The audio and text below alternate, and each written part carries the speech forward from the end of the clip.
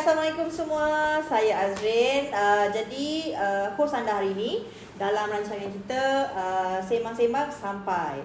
Jadi untuk episod kali ini saya bersama dengan dua orang jemputan yang di sebelah sana, Salina, Ana, kawan saya, dan Fadli. Fadli berumur 28 tahun. 28 tahun, baru berumah tangga pada tahun lepas. Tahun ni? Pada tahun awal tahun 1 bulan 1. 1 bulan 1 2022. Okey, kenapa saya tanya Fadli ni dah kahwin ke baru kahwin ke, sebab topik kita hari ni akan berkisahkan tentang topik perkahwinan. Saya tertarik dengan salah satu kereta akhbar yang direkodkan 121 kes penceraian yang dimohon setiap hari di Selangor, antara permohonan yang tertinggi. Jadi pada tahun lepas. Jadi kita nak kupas sikit kenapa benda ni terjadi. Kenapa kes penceraian ni terjadi dan ia adalah yang tertinggi di Malaysia, di Selangor. Betul. So, apakah punca-punca? Kenapa terlalu banyak sangat kes yang perceraian berlaku? Ni kita bincang ni bukan berdasarkan pada pakar-pakar yang ada kat sini, tapi lebih kepada sembang santai yang kami orang biasa, orang kebanyakan merasakan kenapa berlakunya benda tu. Ya, betul. Kan? Okey, Fadli sebagai pasangan yang baru berkahwin kan, boleh saya tanya tak sikit? Okay, tanya. Perkahwinan ni berdasarkan suka sama suka ke atau family arrangement? Family suka sama suka. Suka sama suka. Tapi walaupun suka sama suka, kita tak kenal lama tau sebenarnya. Saya dengan isteri saya tak kenal lama. Kita orang kenal. Lepas tu sebab masa tu saya memang dah pasangan nak kahwin. So bila terjumpa seorang wanita ni, iaitu isteri saya sekarang ni lah, kita pun saya pun macam melamar dia, tanya nak tak kahwin. Lepas tu dia pun macam memang masa tu umur dia pun memang dia pun nak kahwin lah. So kita orang kenal tak lama, dalam 5 bulan macam tu dah terus menikah. Alhamdulillah lah. Dipermudahkanlah urusan menikah. Segala perjalanan tu alhamdulillah dipermudahkan. Perbincangan apa benda semua memang duduk pihak keluarga bersetuju pun semua dipermudahkan. Okey. Ni perkahwinan, orang kata perkahwinan bless. Yang dirahmati, yang diberkati kan. Dipermudahkan kan. Sepanjang dah berapa lama dah berkahwin? 5 bulan. Wangi lagi. Macam bukur kita ni, wangi lagi. 5 bulan. Puan Salina dah berumah tangga berapa lama? Aduh, dia tanya soalan tu. Ya, Salina? Saya dah berumah tangga rasanya dah lebih kurang dalam 16 tahun. Sama juga. Tapi saya punya konsep sama macam rakan sebelah juga. Saya kenal, cuma beza dia saya kenal lama, tapi kita tak ada dating. Kita kawan-kawan semua. Tiba-tiba suami ajak kahwin. So kita macam betul lah ajak kahwin ni. So kita kahwin lah. Tapi sebelum kahwin, saya ada buat checklist. Checklist tu maksud dia senarai apa? Lelaki.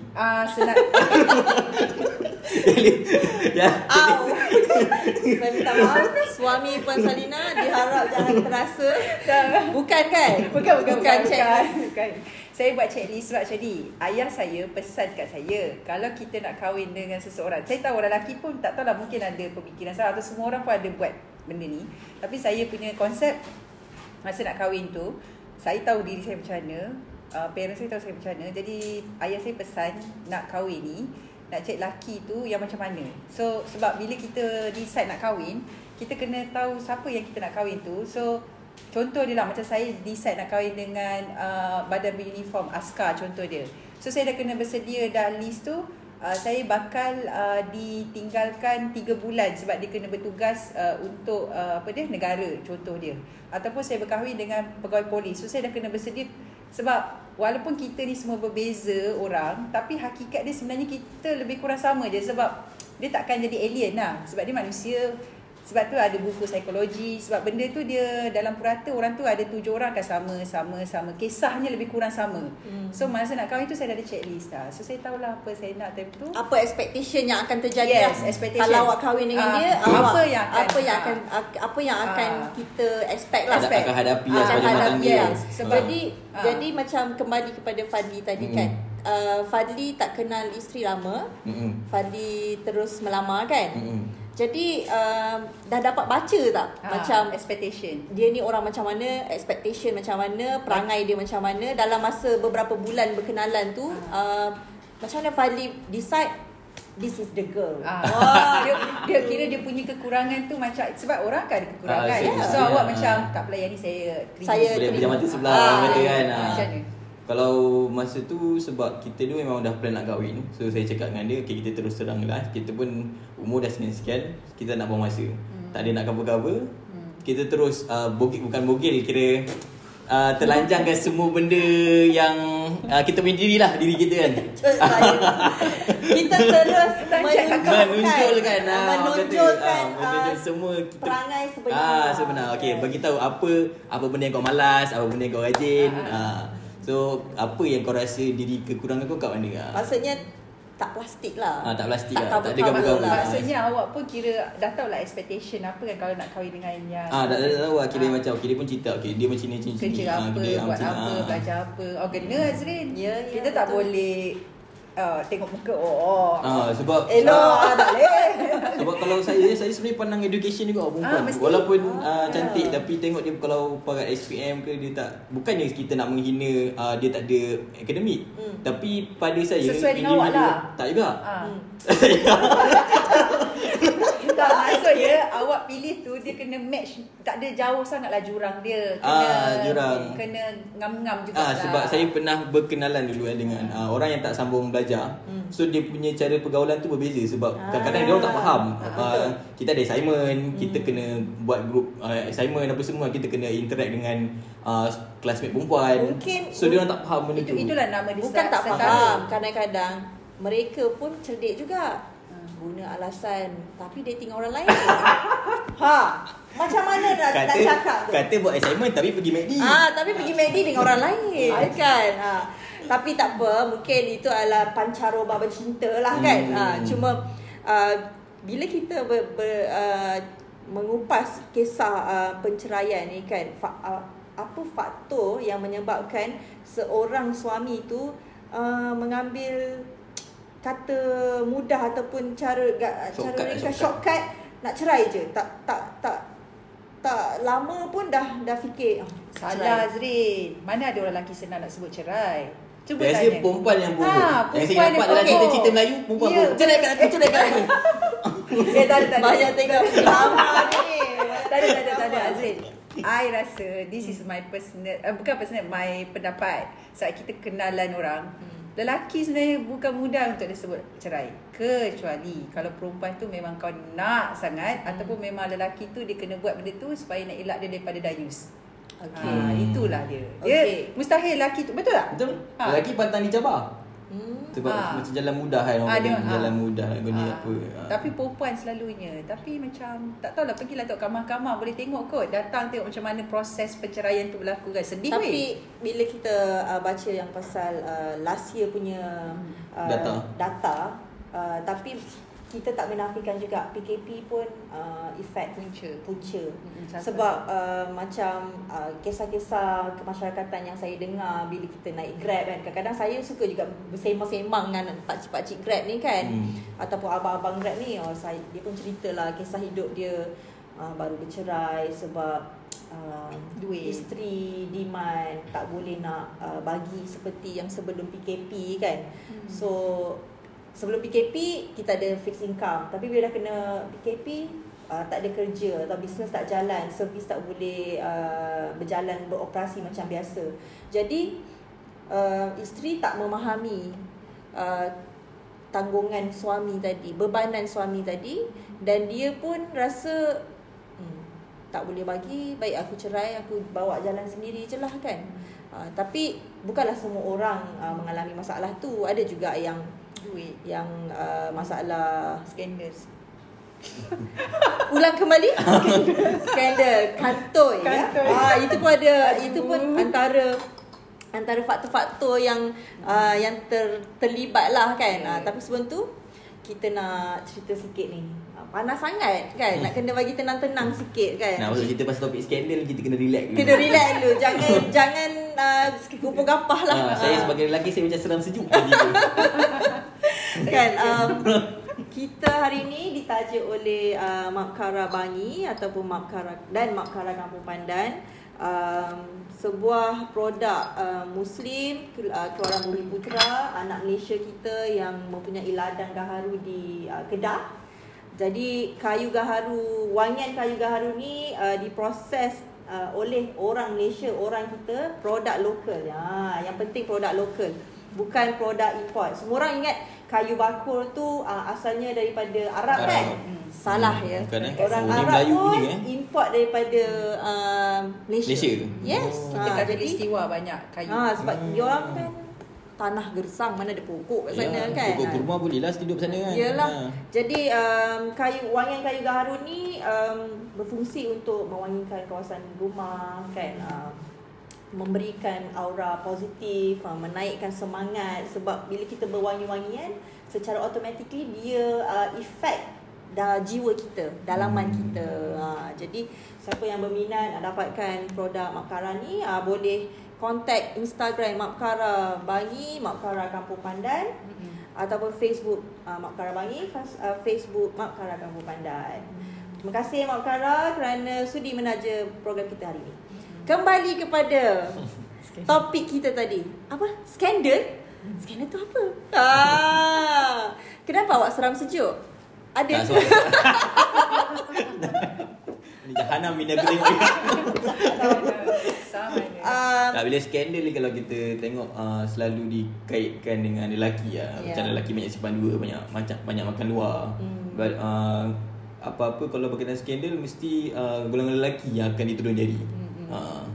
So sebab tu saya rasa seram sejuk lah. Walaupun pada hakikatnya pada saya benda tu sama je. Kalau tak ada yang menjual, tak ada yang membeli. Macam tu betul. Benda tak bertepuk sebelah tangan. Tak bertepuk sebelah tangan. Tak bertepuk sebelah tangan. Benda tak jadi kalau tak bertepuk sebelah tangan. Betul tu memang betul.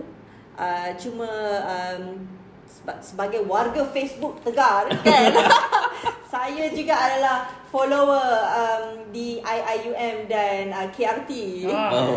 Jadi masa PKP kita ada masa terluang nak baca kes-kes ni lah kan. Sebab antara cerita yang paling popular pun ketika PKP adalah nasib apabila bekerja work from home. Familiar time PKP work from home? Kan? Bila kita work from home ni, kita dah 24 hours menghadap isteri, suami, anak. Tak keluar pergi mana-mana. Semua kena kuarantin kan? Jadi mana-mana orang yang terlibat, tak kira lah laki ke perempuan ke, yang ada kekasih gelap di luar tu kan. Dekat office dulu okey lah, kau cover line lah kan. Tak ada orang tahu. Dekat office boleh WhatsApp kan. Dekat office boleh WhatsApp. Alamak, tahu macam tahu. Alamak dia tahu ni bukan. Orang cerita pengalaman kawan-kawan. Okey, jawapan selamat. Jadi bila kita dekat rumah, kita dah tak boleh nak cover line dah. Sebab takkan nak mandi bawa phone kot. Kalau bawa phone tu ada sesuatu ya. Puan-puan dan tuan-tuan meeting. Meeting sampai toilet.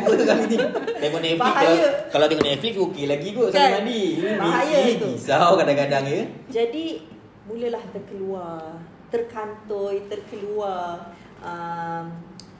WhatsApp notification.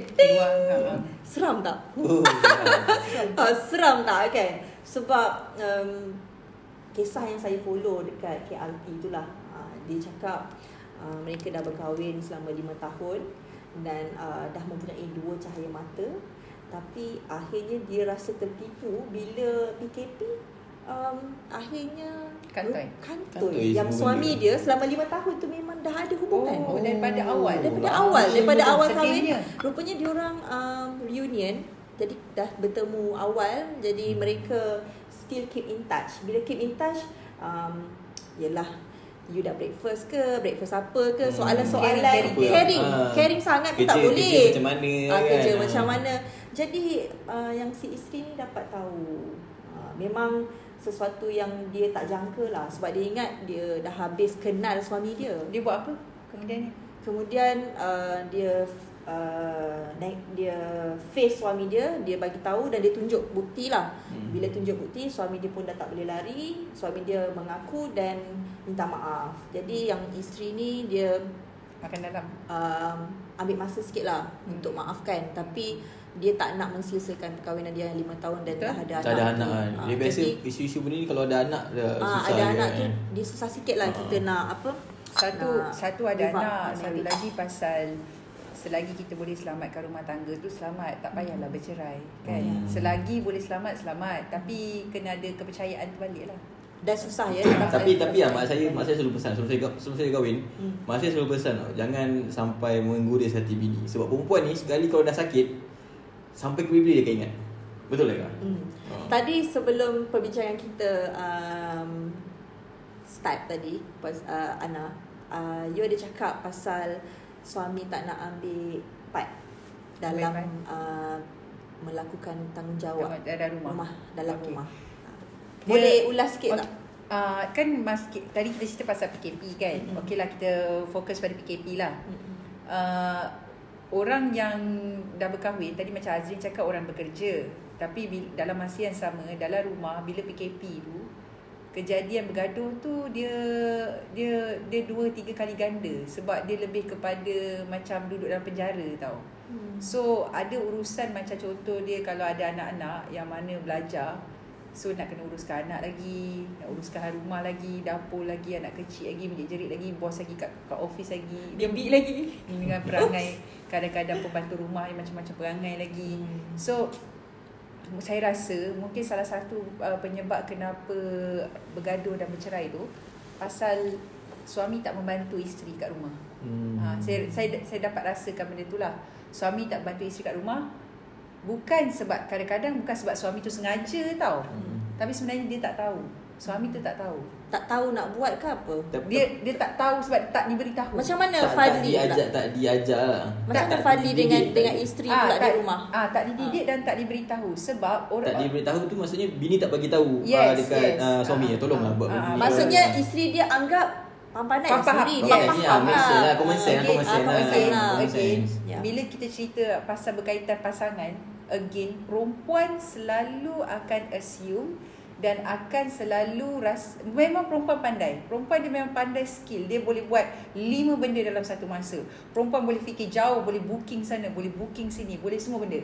Tapi sebenarnya saya rasa lelaki dia adalah fokus.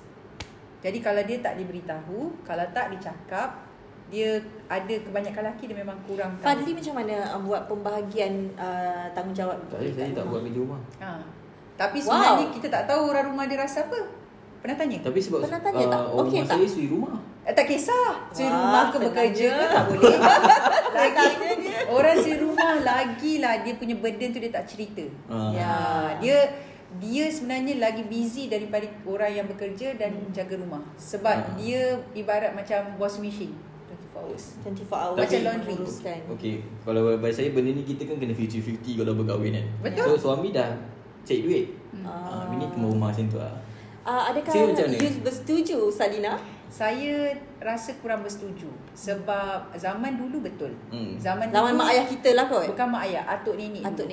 Mungkin betul. Sebab dulu zaman perang, zaman tu perempuan kena jaga anak dia sebab takut kena tangkap dengan Jepun ke apa ke, kena jaga.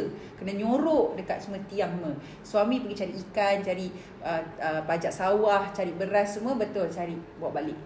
Tapi disebabkan kita dah ambil konsep terbuka, isteri boleh pergi bekerja ataupun isteri boleh work from home, isteri boleh buat apa-apa, saya tak rasa kita boleh letak dalam mindset saya dah kerja penat lah, aku tak nak buat kerja. At least saya rasa kena tolong sikit. Betul tak Azrin? Saya setuju juga dengan, bukan sebab saya perempuan.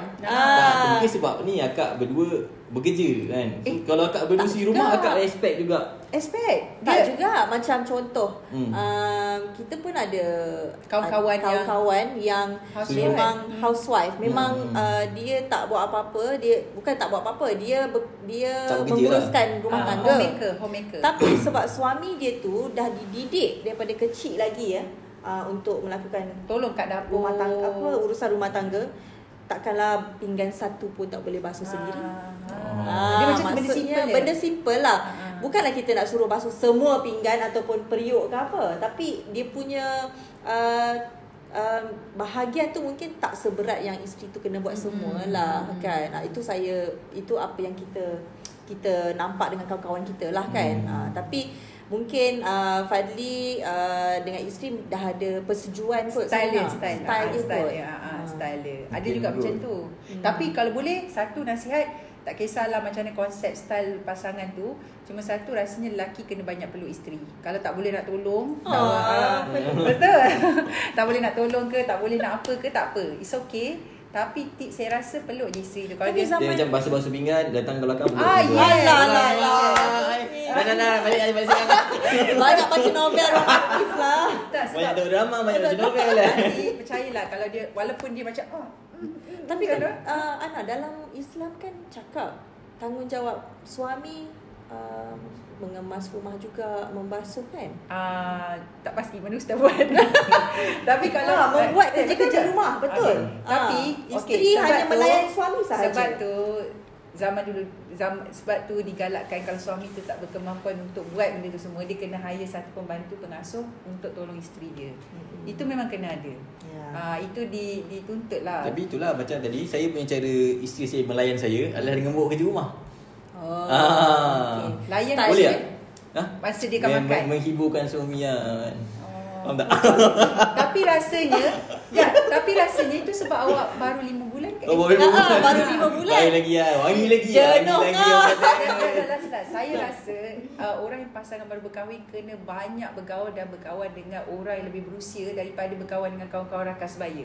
So kalau korang kawan dengan kawan rakan sebaya, ilmu yang korang dapat tu itu je lah. Memang korang aku gaduh ni, bini aku macam ni. Cerai je lah bini kau, mak mentua aku pening dengan ni. Itu je korang dapat.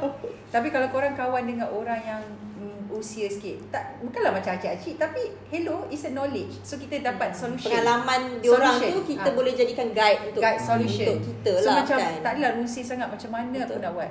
Memang kita kena cari ilmu tu daripada pengalaman. Dia tak boleh kawan sebaya. Mesti akan gaduh besar.